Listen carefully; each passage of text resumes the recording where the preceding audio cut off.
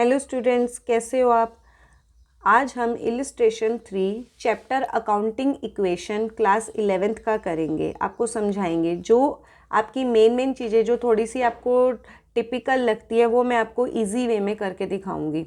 देखो, prepare the accounting equation on the basis of the following. Number 1, Rakesh commences business with cash ₹1,50,000। इसमें क्या कह रहा है वो, राकेश ने क्या किया है, बिजनेस स्टार्ट किया है कैश लगाकर 1,50,000।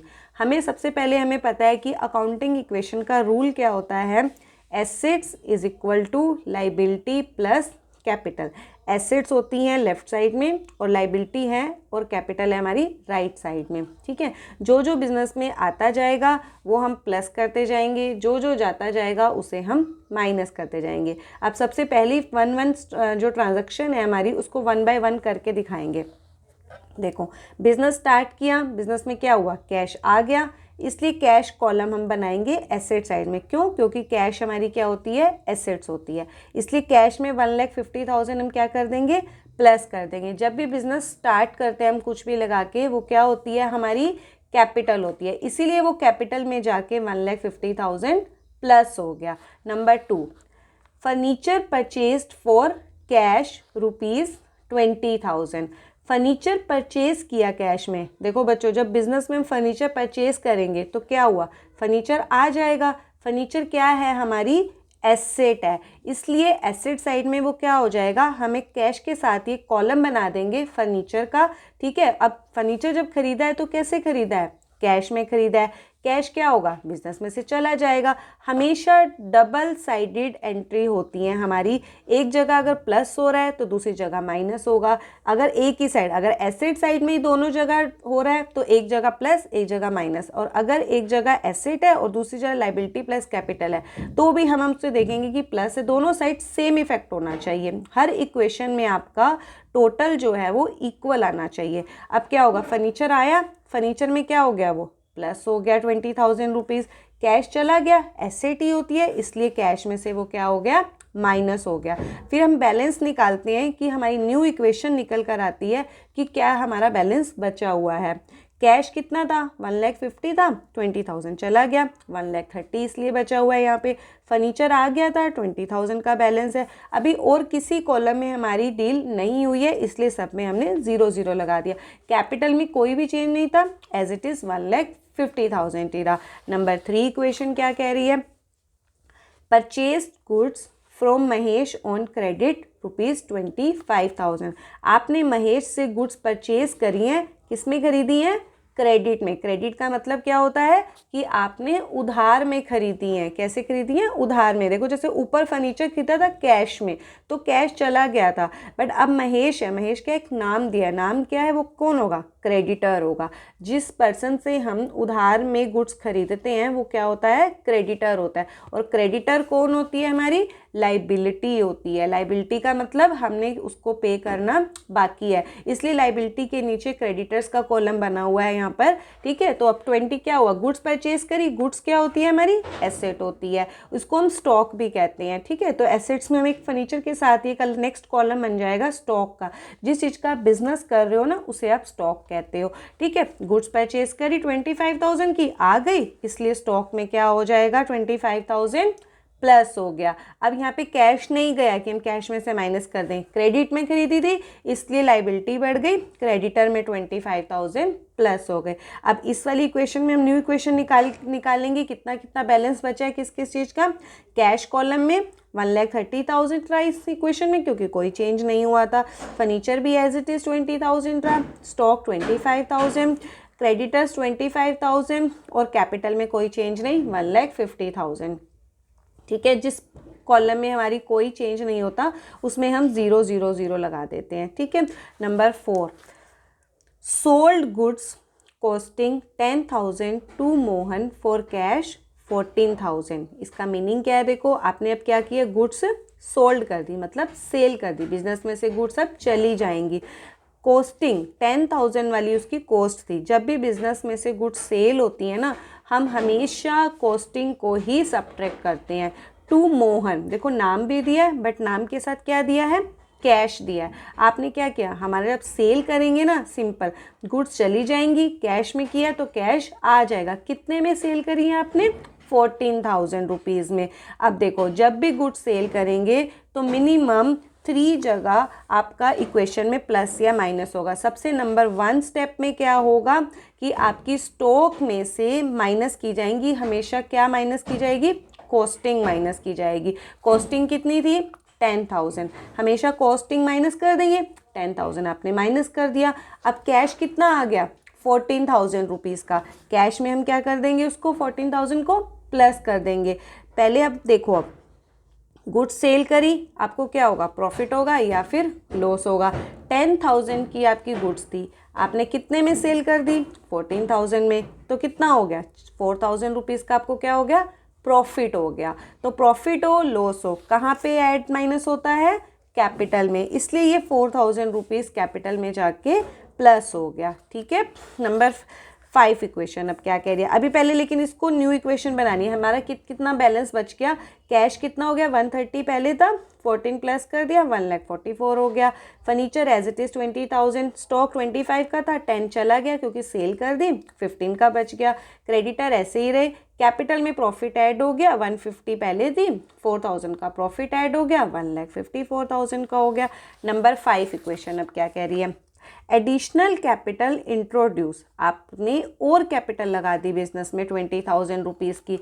देखो जब सबसे पहले बिजनेस स्टार्ट किया था तो वो क्या हुआ था, कैश में प्लस हो गया था और कैपिटल में प्लस। अब आपने बीच में आपका बिजनेस अच्छा चलने लगा, आपने और कैपिटल लगा दी। सेम प्रोसेस, जब बिजनेस में कैपिटल लगाओगे और तो क्या होगा, बिजनेस में कैश आ जाएगा और कैपिटल बढ़ जाएगी। तो नंबर 5 ट्रांजेक्शन में क्या होगा, कैश कॉलम में 20,000 क्या कर देंगे हम, प्लस कर देंगे, और कैपिटल में भी 20,000 प्लस कर देंगे। बाकी किसी भी कॉलम में कोई भी एंट्री नहीं होगी, सब में 0 0 लगा देंगे। न्यू इक्वेशन बनकर आएगी, कैश हो जाएगा 144,000 plus 20,000, 1,64,000। Furniture as it is रहेगा 20,000 का, स्टॉक भी सेम 15,000 का, क्रेडिटर में भी कोई चेंज नहीं 25,000 का, कैपिटल बढ़ गई 1,54,000 थी, 20,000 प्लस कर देंगे 1,74,000 की।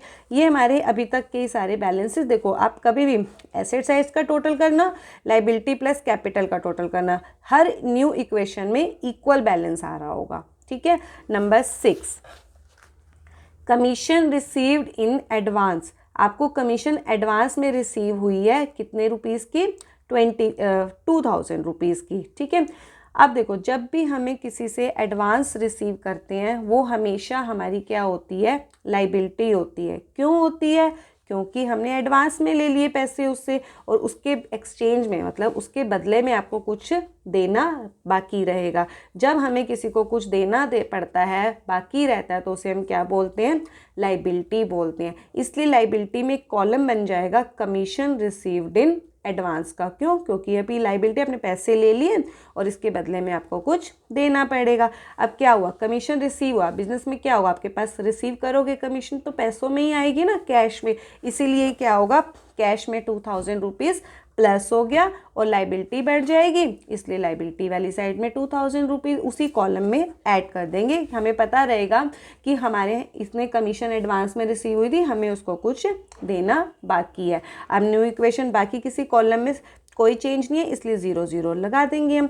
न्यू इक्वेशन आ जाएगी, कैश हो गया 1,66,000 का, furniture as it is, stock भी एज इट इज़, क्रेडिटर भी एज इट इज़, लाइबिलिटी में एक कॉलम बन गया था, उसका टोटल हो गया 2,000 कमीशन रिसीव्ड इन एडवांस का, कैपिटल में कोई चेंज नहीं है, सेम रहेगा 1,74,000 रुपीज़ का।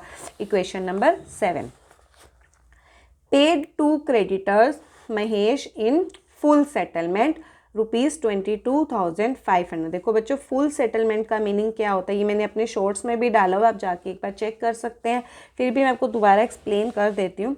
देखो फुल सेटलमेंट होता क्या है, हमें अगर किसी की पेमेंट करनी थी, हमने जैसे किसी को 10,000 रुपीज़ देने थे, अब लेकिन हम उसको या तो ज़्यादा दे के निपटा देंगे या फिर कम दे के उसका हिसाब किताब बराबर कर देंगे। फुल सेटलमेंट का मतलब होता है कि हमने अब उसको आगे नेक्स्ट कभी भी कुछ भी देना लेना नहीं बचा है, बाकी 0 हो गया उसका बैलेंस, इसको बोलते हैं फुल सेटलमेंट। अब इस इक्वेशन में महेश कौन है, हमारा क्रेडिटर, तो हमें क्रेडिटर की क्या करनी है, फुल सेटलमेंट, मतलब उसको 0 करना है। तो अब क्या किया हमने, पे किया, क्रेडिटर को 22,500। देखो पे करेंगे तो कैश क्या होगा, जाएगा। अभी मैंने बोला जब हम भी अकाउंटिंग इक्वेशन का रूल ही होता है, अगर कुछ जा रहा है तो उसे हम माइनस कर देते हैं और अगर कुछ हमें मिल रहा है तो उसे प्लस कर देते हैं। हमने पे किया 22,500, उसको हम माइनस कर देंगे 22,500। Paid to creditor Mahesh 22,500 in full settlement. कैसे चले गए 22,500 के।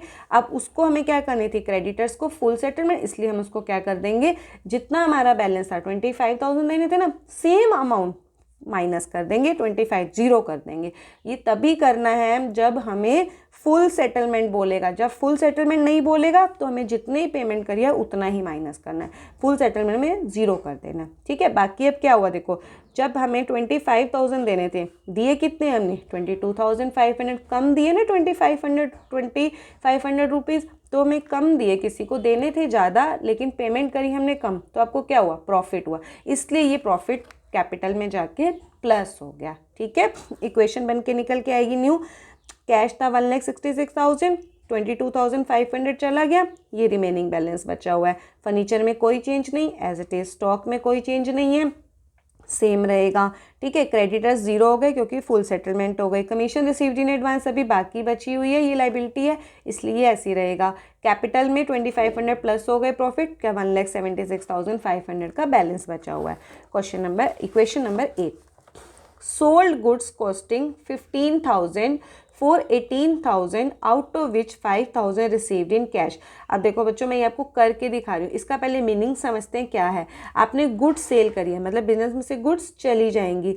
कॉस्टिंग, उसकी कॉस्ट कितनी थी 15,000, आपने बेची कितने में 18,000 में। यहाँ पे तो सीधा सीधा आपको दिख रहा है कि 15,000 वाली चीज़ आपने कितने में सेल करी है 18,000, मतलब आपका प्रॉफिट हो गया, ज़्यादा में सेल करी। आउट ऑफ विच का मतलब होता है कि आपने जितने की टोटल सेल करी है ना, उसमें से ₹5,000 रिसीव्ड इन कैश, आपको 5,000 कैश में रिसीव हो गया। आप इसको देखो ऐसे सिंपल तरीके में आपको बताती हूँ कि कैसे करना है। ये देखो, सबसे पहले हम देखेंगे कि टोटल जो सेल हुई है वो कितनी हुई है 18,000 रुपीज़ की, ठीक है। अब वो कैसे, इसको टू, आउट ऑफ विच का मतलब है कि आपको 5,000 क्या हुआ, कैश रिसीव हो गया, ठीक है। इसका मतलब क्या है, 18,000 आपने टोटल सेल करी, ठीक है, उसमें से 5,000 क्या हो गया, कैश रिसीव करा। इसका मतलब क्या हो, बाकी के जो 13,000 थे वो आपको कैश नहीं रिसीव हुआ।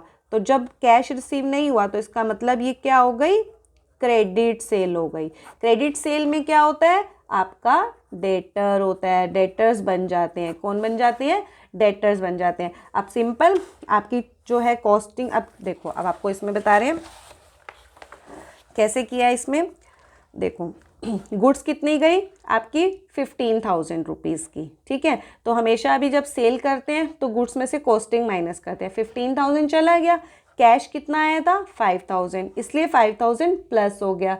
13,000 नहीं आया था कैश, क्या बन जाएगा, वो डेटर बन जाएगा। इसलिए डेटर वाले कॉलम में आप 13,000 प्लस कर दोगे। ये कौन होते हैं, जिसको आप गुड्स क्रेडिट में सेल करते हो। अब 3,000 का क्या हुआ था, हमें प्रॉफिट हुआ था, क्यों, क्योंकि 15,000 की चीज़ आपने 18 में सेल करी थी, ज़्यादा में सेल करी थी, तो 3,000 का क्या हो गया था, प्रॉफिट हो लॉस हो, कहाँ पे ऐड और लेस होता है, वो कैपिटल में से। इसलिए कैपिटल में क्या हुआ, 3,000 प्लस हो गया। इसीलिए यहाँ पर 3,000 किस चीज़ का प्लस है, ये प्रॉफिट का प्लस है। अब हमारी न्यू इक्वेशन निकल के आएगी।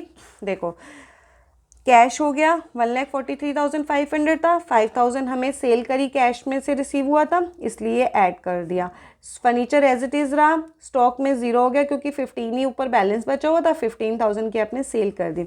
डेटर 13,000 के बन गए, ठीक है। क्रेडिटर जीरो हो गए थे, कमीशन रिसीव्ड इन एडवांस अभी 2,000 बची हुई है। अभी 1,76,500 की कैपिटल थी, 3,000 का हमने इसमें प्रॉफिट ऐड कर दिया, बैलेंस हो गया 1,79,500।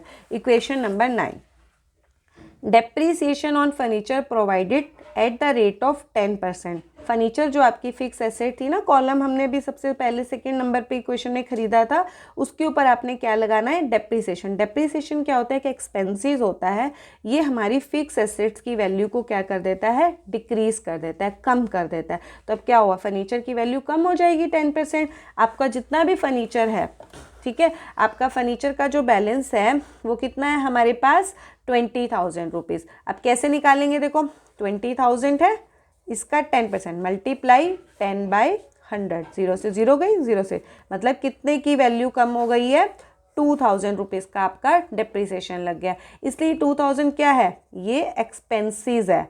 क्या है, एक्सपेंसेस। एक्सपेंसेस कहाँ पे माइनस होता है, हमेशा कैपिटल में से। तो 2,000 रुपीज़ कैपिटल में से माइनस हो जाएंगे और फर्नीचर की वैल्यू कम हो गई है, फर्नीचर में से 2,000 कम हो जाएंगे, बाकी किसी में कोई डील नहीं है, 0 0 0।